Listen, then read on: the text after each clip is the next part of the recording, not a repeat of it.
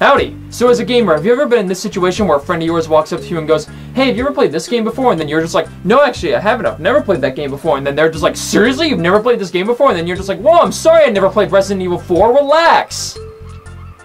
Check it out, it's a video game! What do you do with it? Oh. Video games are meant to be played, it's why they're made in the first place. But there's no way someone could play every single one ever made. It really doesn't help that video games are expensive and so is the hardware they're released on. Sometimes the money's tight and you can't afford the new game, or sometimes that new game that you really want to play is on hardware that you don't own. But there are points where you do get your hands on these revered classics and then this happens.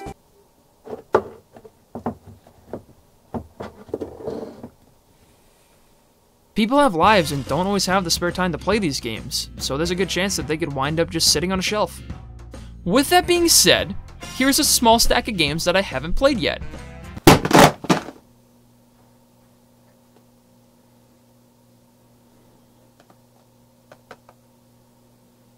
I thought it'd be fun to spend a half hour with a few of the games in my backlog and see whether I'd go back and play them. Who knows, if you guys want to see them, then I might revisit some of these games in future videos. I'm not playing enough of these games to form a complete coherent opinion, I'm just playing enough to where I have a decent first impression of what the game is like. So I like to consider myself a bit of a Metroid fan. I've played through Metroid, Metroid 2, Super Metroid, Metroid Fusion, Metroid Zero Mission, Metroid Prime 2 and 3.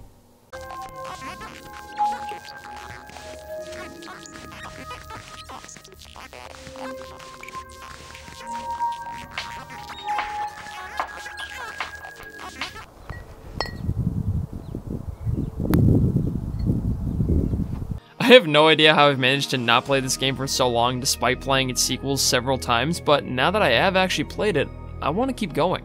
This game's whole opening is just so Metroid, you know? The space pirate ship has such a creepy atmosphere to it, and that only gets enhanced when you start to scan stuff. You can find aliens in incubation tanks and scan them so you can get some detailed information on them, which I think is a really great way to build up the enemies. You can also get information on how certain space pirates died, which gives off the feeling of this looming constant threat. Like you know something is gonna happen, but at the same time you don't know when. Then you finally encounter that constant looming threat. The first boss of the game, a beast built up as you explore the ship. The Parasite Queen. You see corpses of the same monsters strung about the ship, and they all had this sort of presence to them. Like you're really glad that you don't have to fight it and that it's already dead. But now you are fighting one, and it's the first boss of an opening section, so it's not hard to take out. Then a self-destruct sequence starts. Samus loses all of her power-ups because fuck you, and you make your way down to the planet below where Metroid Prime turns you loose. I want to play more of this. I love Metroidvania games, and I know I'm going to enjoy this one.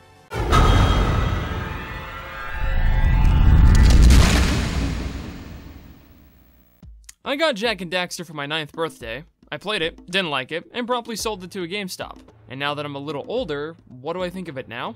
Where has this game been my whole life? GameStop. Oh yeah. This game is so damn good, I have no idea why I didn't like it. Of course! I was an idiot! Jak can do all sorts of things in this game, like he can double jump, he can do this weird rolling long jump, you can spiral around and hit enemies with Daxter, and that's really fun to pull off. There's also power-ups in the form of Eco, and the only one I've experienced so far is the blue Eco variant, where it speeds you up and you can keep the speed going as long as you keep getting more blue Eco. It doesn't just speed Jak up too, it can also absorb nearby items so you don't have to go zigzagging around to collect stuff, you can just keep going, and it keeps everything fun and kinetic, and I really enjoyed that.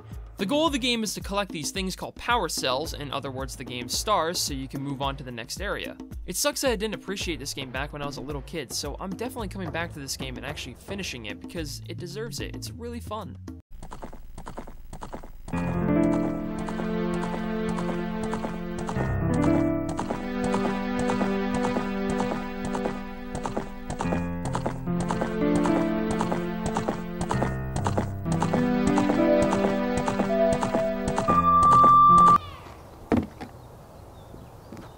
Now, I've dabbled in the Zelda franchise before. I've played through Link to the Past, Majora's Mask, Wind Waker, among other titles, but whenever I try to dedicate any real time to this game, I end up losing interest in putting it down.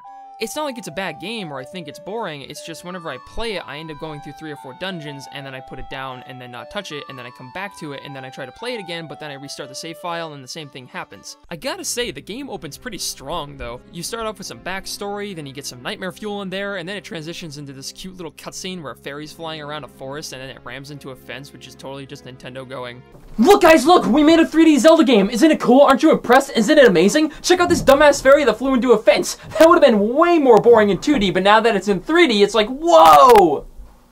I think so far the only thing I don't like about this game is the pre-rendered backgrounds. They don't look right, they're really blurry and feel off. I'm willing to cut it a bit of slack, it's an early 3D game, so of course the graphics haven't aged very well. Like, look at this. That could be anything. Oh, but the gameplay on the other hand. Yep, this is Zelda. You go to dungeons, find items so you can progress, solve puzzles, and fight bosses. This is as a Zelda game can get. I only did the first dungeon, and I like how easy it was, because I'm a pussy. It's just challenging enough for an experienced player to still have fun, but just easy enough for a total newbie to get through it. No matter who you are, you should be able to get through this dungeon comfortably. I'm not itching to revisit this, but I will in due time. You know, I once prayed that I'd one day get to play as a fat, disgusting piece of shit who has a complete disregard for the lives of others and would violently shake people for their hard-earned cash.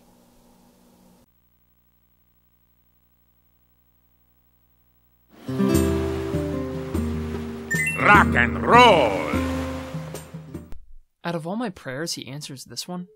I'm glad he did, because this game is fantastic! It's Wario Land, now with 100% more carpal tunnel. I love the graphics in this game. This 2D hand-drawn art style looks amazing and definitely sticks out in a crowd. Oh, the music! The songs I've heard so far are very jazzy and upbeat. They're the kind of songs you'd want to tap your foot to every time they come on. The gameplay is amazing. Wario can do everything that he could do in previous games, like jump and charge, but he can also punch the ground when you give the Wii Remote a good shake. This raises certain pillars up so that you can either progress through the level or find hidden secrets. And finding the secret treasure is really satisfying thanks to the levels being so open-ended. Wario can also grab stunned enemies and give them whiplash for more treasure. The one gimmick I dig the most about this game is when you reach the end of the level. The main goal is to rescue these little guys called pixies, but when you reach the end of the level, you don't just rescue it, you have to grab it and then make a mad dash back to the beginning. I am definitely coming back to this. This game is so damn good. See, one thing I've always struggled with in school is counting, but the Mega Man games have actually been helping me quite a bit in this department. I've managed to play 1 through 3 in order with no problems, so I think I'm ready to jump to the next game in the franchise, Mega Man 8. Wait, does 10 come after 3? Mega Man 8! This game is aged very well graphically.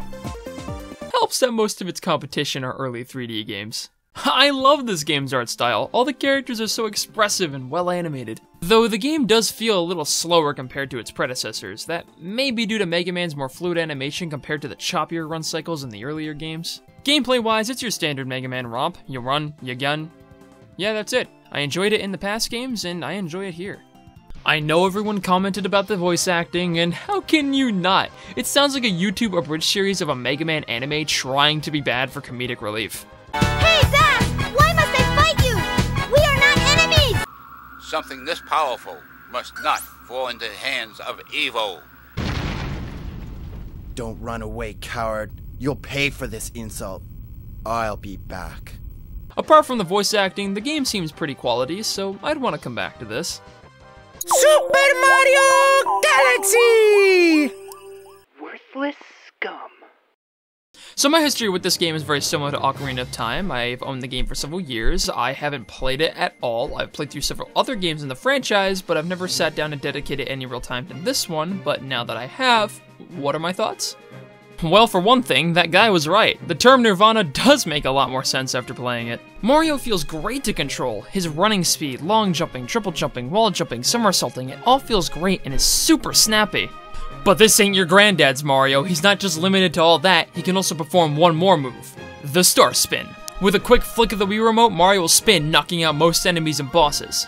I love this move, it's super handy. It can even act as a second jump. It's got a cooldown though, so you can't spam it, but it's still really useful. If you think Mario's control's great, don't even get me started on the music. So far, the soundtrack is amazing and it hits you hard right from the start.